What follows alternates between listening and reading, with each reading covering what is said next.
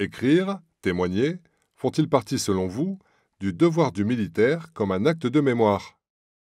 Je dirais comme une mission des militaires qui se sentent de pouvoir témoigner par l'écrit ou par la photo ou par d'autres moyens, pas forcément comme un devoir puisque chacun, en fonction de ses aptitudes et du temps qu'il peut y consacrer, doit pouvoir apporter sa pierre à l'édifice et témoigner pour les anciens.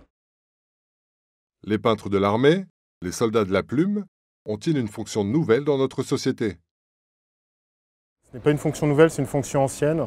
On retrouve des écrits dans l'histoire de militaires qui ont voulu raconter ce qu'ils faisaient au plan opérationnel pour témoigner auprès de la population, pour témoigner pour l'histoire. Et là, dans le cadre de cet ouvrage, le but, ce n'est pas une nouvelle fonction, on raconte une histoire contemporaine qui est celle des combats sur les réseaux depuis 150 ans. Dans quelle mesure les écrits des auteurs militaires contribuent-ils à enrichir la réflexion de l'opinion publique?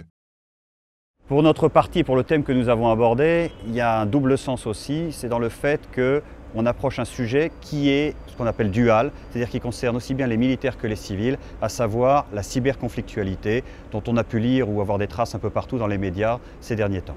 Il est très important que des opérationnels puissent aussi, vis-à-vis de la population, faire partager une partie de leur expérience et de leur réflexion, de manière à donner quelque chose peut-être parfois moins théorique, plus pratique, qui permet d'avoir une autre vue de la cyberconflictualité.